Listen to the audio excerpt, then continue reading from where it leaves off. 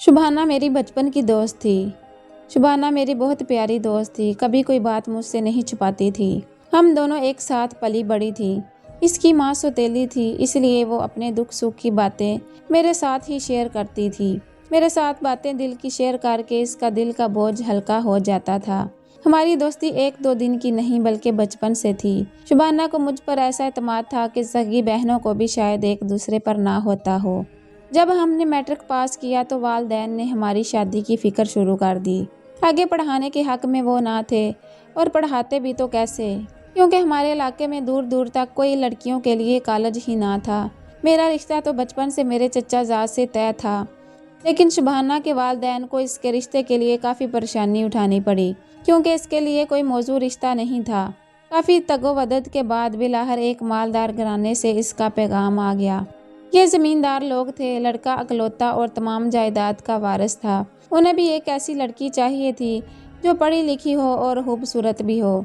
गांव में इन दिनों किसी लड़की का मैट्रिक पास होना भी एजाज की बात होती थी। इसी तरह दोनों घरानों ने एक दूसरे को मौजू समझकर बात पक्की कर ली। मेरी शादी के 6 माह बाद शुभाना भी ब्याह कर अपने घर चली गई। रुखसती के वक्त वो बहुत खुश थी, फूल की तरह खिली हुई और शादाब थी। दुल्हन बनकर 14वीं का चांद लग रही थी। मैंने इसके कान में कहा था, दुल्हा मियाँ तो देखते ही तुम पर फिदा हो जाएंगे। सुना है वो भी कम खूबसूरत नहीं है। ये सुनकर वो मुस्कुरा कर रह गई। इसकी वो मासूम सी मुस्कुराहट मुझे आज भी याद है, और आज भी मेरी आंखों में समाई हुई है। वलीमे वाले दिन मैं जा ना सकी, क्योंकि मेरे शोहर की तबीयत कुछ ठीक नहीं थी, तो मैंने जाने का इरादा मुलतवी कर दिया। लेकिन फिर मैंने 15 दिन बाद दूल्हा दुल्हन की दावत का इंतजाम अपने घर पर किया। जब शबाना दावत पर अपने शोहर के साथ आई तो मैंने महसूस किया कि वो कुछ खामोश और बुझी बुझी सी है। मुझे कुछ तशवीश हुई, क्योंकि वो बहुत ज़्यादा ये दिए हुए अंदाज में थी। मैं सोच में पड़ गई कि ऐसा क्यों है। वो तो मेरी बहुत बेतकल्लफ सहेली थी, बात बात पर खिलखिलाने वाली और खुश मिजाज। इसका दूल्हा तो जवान और खुश शक्ल था, जमींदार घराने का खुशहाल शख्स था। फिर भला ऐसी कौन सी बात थी जो शबाना के इस रवैये का सबब बनी थी।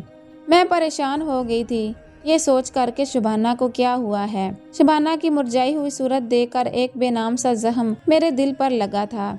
इस वक्त तो मैंने इससे कोई सवाल नहीं किया, क्योंकि सारे पास थे। अलबत्ता चंद रोज बाद इसके घर मिलने चली गई, क्योंकि मुझे सुकून नहीं आ रहा था। मेरा दिल बहुत बेचैन हो रहा था। इत्तेफाक से इसका शोहर घर पर ना था, इसलिए वो मुझे अपने कमरे में ले गई, जो अभी तक सजा हुआ था और खूबसूरत फूलों से मुज़य्यन था। कुछ हाथत तवाज़िया और रस्मी बातों के बाद मैंने इससे पूछ ही लिया, शुभाना क्या बात है? आखिर क्यों इतनी खामोश नजर आती हो? क्या ससुराल में कोई दुख मिला है? बोली, कोई दुख नहीं है, सब लोग बहुत अच्छे हैं। देखो, मैं तुम्हारी बचपन की साथी हूँ और तुम्हारी रग रग से वाकिफ हूँ। मुझे पता है तुम खुश नहीं दिखाई दे रही। पहले मुझसे कोई बात नहीं छुपाती थी, और अब भी मत छुपाओ। वो कहने लगी, अब किसी और का राज भी मेरे राज में शामिल है, और ये ऐसी इमानत है जिसमें खयानत नहीं कर सकती।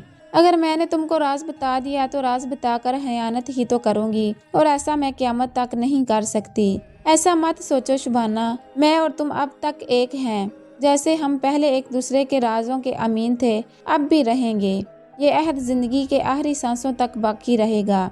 खुदा के लिए मुझे और अजियत में न रखो।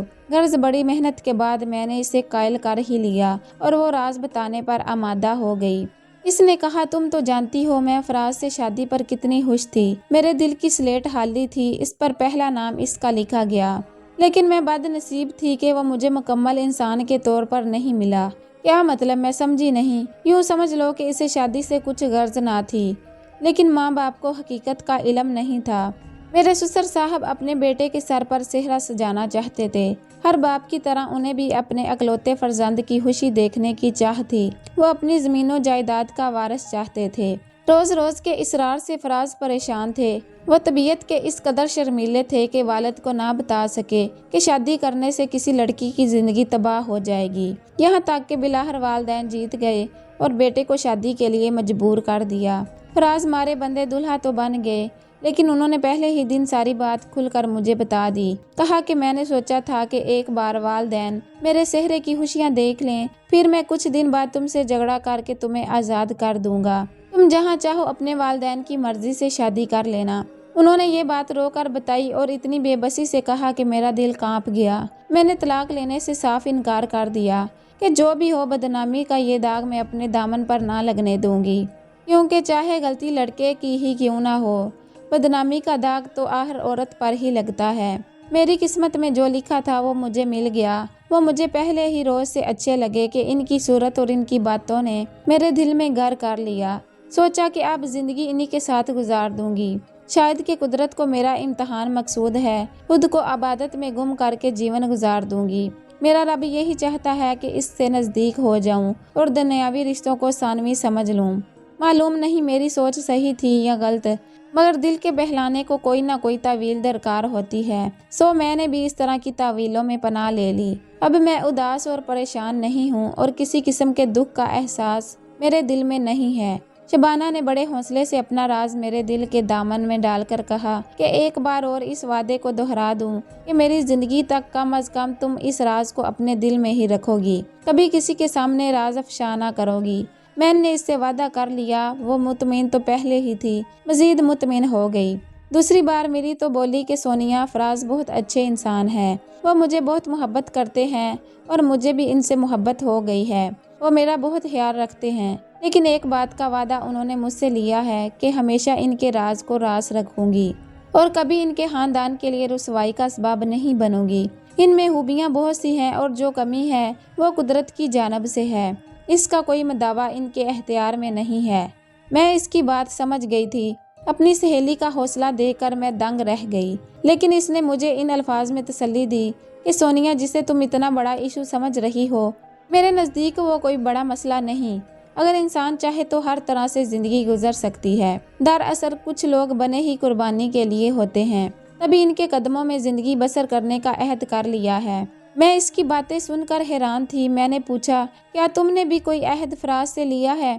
ہاں، میں نے ان سے یہ کہا ہے کہ عمر بھر کے لیے یہ وعدہ کیجیے کہ آپ کبھی عشاء کے بعد گھر سے باہر نہیں رہیں گے، ورنہ مجھے تنہائی کا احساس ہوگا اور کیا پتا کہ وحشتیں مجھے گھیر لیں۔ انہوں نے وعدہ کیا ہے کہ ہر حال میں بعد نماز عشاء رات سے صبح تک میرے ساتھ رہیں گے۔ یہ عجیب و غریب وعدہ تھا، تاہم اپنی سہیلی کو مطمئن پا کر میں پرسکون ہو گئی۔ ان کی شادی کو 12 برس بیت گئے تھے۔ وہ پرسکون جیون گزار رہے تھے، کبھی کسی سے کوئی شکایت، کوئی جھگڑا نہ سنا تھا۔ لیکن جتنے یہ دونوں پرسکون تھے، فراز کے والدین اس قدر بے سکون تھے، کیونکہ ان کا اکلوتا وارث ابھی تک اولاد کی نعمت سے محروم تھا۔ رفتہ رفتہ انہوں نے بیٹے کے کان کھانا شروع کر دیے کہ دوسری شادی کرو تاکہ جائیداد کا وارث پیدا ہو، ورنہ یہ سب دھن دولت، زمین جائیداد کس کام کی۔ فراز انکار کرتا رہا، لیکن جب والدین نے اصرار ترک نہ کیا تو اس نے بہت سوچ سمجھ کر ایک شرط رکھ دی کہ مجھے شادی کرنی ہے تو زمیندار بلال کی بیٹی سے ہی کروں گا، کسی اور سے شادی نہ کروں گا۔ وہ جانتا تھا کہ یہ امر ناممکن ہے، کیونکہ زمیندار بلال کے باپ نے اس کے دادا کو گولی ماری تھی اور وہ ان کے گھر کے سربراہ کا قاتل تھا۔ ان سے خاندانی دشمنی چلی آ رہی تھی۔ اس کڑی شرط کو بھی فراز کے والد نے قبول کر لیا اور جی توڑ کر اپنے باپ کے قاتل کی پوتی کا رشتہ حاصل کرنے کی کوشش میں مصروف ہو گیا۔ بلاخر اس کی کوششیں کامیاب ہوئی اور انہوں نے اپنی بیٹی کا رشتہ فراز کو دینا منظور کر لیا۔ جب اس بات کا علم شبانہ کو ہوا تو وہ ہکا بکا رہ گئی۔ اسے اپنے کانوں پر یقین نہ آیا، مگر جب فراز نے بھی تصدیق کر کے تمام صورتحال بتائی تو شبانہ نے کہا، فراز، تم بہت بڑی غلطی کرنے جا رہے ہو۔ تمام عورتیں میری مانند صابر نہیں ہوتی۔ ان لوگوں سے برسوں کی خاندانی دشمنی ہے۔ جب شادی کے بعد یہ راز کھلے گا تو سوچو کہ حالات کیا رخ اختیار کریں گے۔ دشمنی دگنی طاقت سے زندہ ہو جائے گی۔ اب بھی وقت ہے، شادی سے انکار کر دو یا راہ فرار اختیار کر لو۔ فراز سدا کا بزدل تھا، خاص طور پر وہ اپنے باپ کے سامنے دم نہیں مار سکتا تھا۔ اس نے سوچا کہ اب کیا کرے، بیوی بھی صحیح کہتی ہے۔ ادھر شادی کی تیاریاں بھی زور و شور سے ہو رہی تھی اور وہ تھا کہ خوف سے مرا جا رہا تھا۔ شبانہ تو ایک عجیب لڑکی تھی جس نے اس کا پردہ رکھ لیا تھا، لیکن ہر لڑکی شبانہ جیسی تو نہیں ہوتی۔ آنے والی نے تو کوئی نہ کوئی قیامت کھڑی کرنی ہی تھی۔ تاریخ رکھتی گئی اور فراز خود کو اس بھنور سے نہ نکال سکا تو اس نے سوچا کہ اس سے پہلے کہ عزت کا جنازہ نکلے وہ خود کیوں نہ منو مٹی تلے سو جائے، بھلا ایسی زندگی جینے کا بھی کیا فائدہ۔ تبھی اس نے خودکشی کا فیصلہ کر لیا اور ایک حکیم سے بھاری رقم دے کر زہر خرید لایا۔ وہ دوا جس کو اس نے زہر سمجھ کر پھینکا تھا، دراصل وہ زہر نہیں تھی بلکہ اس کی زندگی کے لیے تریاک ثابت ہوئی۔ نہ جانے کیسی دوا تھی کہ اسے کھاتے ہی سر چکرایا اور حالت غیر ہو گئی۔ وہ جہاں کھڑا تھا وہیں زمین پر لیٹ گیا کہ اب مرنا تو ہے اور موت کا سامان بھی خود ہی تو کیا تھا۔ اس کے بعد اسے الٹیاں شروع ہو گئی۔ جو دوا اندر جاتی گئی اس کے ہوش جاتے رہے۔ دوبارہ ہوش آیا تو اس نے پاس رکھا پانی کا جگ منہ سے لگا لیا۔ کچھ دیر بے سدھ پڑا رہنے کے بعد جسم میں جیسے جان آ گئی۔ 2-3 گھنٹے بعد وہ پھر سے اٹھ بیٹھا اور جیسے زندگی نے اس کے جسم کو توانائی بخش دی ہو۔ وہ جو موت سے گلے ملنے جا رہا تھا، کسی نے اسے پھر سے ہاتھ پکڑ کر چلانا شروع کر دیا۔ یقین نہ آ رہا تھا وہ اب تک زندہ ہے۔ خدا جانے حکیم صاحب کے پاس یہ کیسی جادوئی دوا تھی جس نے اسے زندگی بخش دی تھی۔ قدرت بھی کیسے کیسے معجزے دکھاتی ہے کہ زہر امرت بن چکا تھا۔ ایک بار پھر اسے والدین کی خوشی کے لیے صحرا باندھنا پڑ گیا۔ گاؤں کے ماحول میں اگر کوئی مرد اتنے عرصے تک اولاد سے محروم رہے تو اسے خود بخود دوسری شادی کا اذن مل جاتا ہے اور کوئی بھی اس خفگی کا اظہار نہیں کرتا۔ کون مرد بھلا 12 سال تک صبر کرتا ہے اگر اسے اولاد کی خوشی نہ ملے تو؟ قصوروار اگر عورت نہ بھی ہو تب بھی قصور اس کے سر جاتا ہے۔ شبانہ نے بھی لب سی لیے، کسی سے کوئی شکوہ نہ کیا، فراز سے بھی نہیں کہ جس نے اس سے وعدہ کیا تھا کہ وہ کبھی بھی عشاء کے بعد اس سے دور نہیں رہے گا۔ آج دوری کی پہلی رات تھی کہ جب وہ اپنے جیون ساتھی کے بغیر اپنے کمرے میں تنہا تھی۔ اسے کتنا غم تھا یہ کوئی نہ جانتا تھا۔ اس نے عشاء تک شوہر کے لوٹ آنے کا انتظار کیا اور نماز ادا کرنے کے بعد اپنے کمرے میں جا کر دروازہ بند کر لیا، کیونکہ ان دونوں میں یہ طے ہوا تھا کہ اگر کسی رات عشاء کے بعد فراز نہ آیا تو پھر وہ کبھی اس کے لیے اپنے کمرے کا دروازہ نہ کھولے گی۔ آج وہ دن آ چکا تھا۔ صبح جب وہ اپنی نئی دلہن کے کمرے سے نکلا تو شبانہ کا خیال کر کے بہت پریشان ہوا۔ یہ سوچ اس کے لیے بہت تکلیف دہ تھی کہ اس کے بغیر اس نے وہ رات کس طرح گزاری ہوگی۔ خود کو ملامت کرنے لگا اور جب ملامت کا بوجھ نہ سہ پایا تو اس گھر کی طرف چلا گیا جہاں اس نے شبانہ کے ہمراہ زندگی کے 12 سال گزارے تھے۔ بیرونی دروازہ کھلا پڑا تھا۔ وہ بے دھڑک گھر کے اندر پہنچ گیا اور سیدھا اپنے بیڈ روم کی طرف گیا۔ دروازہ ابھی تک اندر سے بند تھا۔ اس نے دروازہ کھٹکھٹایا تو کوئی جواب نہ ملا۔ وہ مسلسل دستک دے رہا تھا، دستک دیتا رہا، لیکن سوائے خاموشی کے کوئی دوسرا جواب موصول نہیں ہوا۔ ناچار اس نے کھڑکی کو توڑ ڈالا اور اندر داخل ہو گیا۔ سامنے شبانہ بستر پر سو رہی تھی، مگر یہ معمول کا سونا نہ تھا۔ وہ گہری ابدی نیند سو رہی تھی۔ وہ سوتن کا دکھ برداشت نہ کر سکی اور موت کو گلے لگا لیا۔ اتنے برس صبر کے ساتھ پاکیزگی کی امین رکھنے والی اس کی جدائی نہ سہ سکی۔ جب پھولوں سے دامن بھرنے کا وقت آیا تو دامن جھٹک کر چلی گئی اور قسمت والی نے اپنا دامن پھولوں سے بھر لیا۔ شبانہ کی موت کا دکھ ہر ایک کو تھا، لیکن فراز کے والدین کو قدرت نے عمر کے آخری حصے میں وہ خوشی عطا کر دی کہ جس کے وہ برسوں سے منتظر تھے۔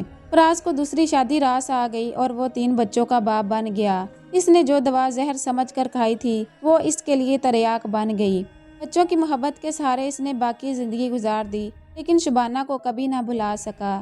جب بھی اس کا ذکر آتا ہے اس کی آنکھیں بھیگ جاتی ہیں۔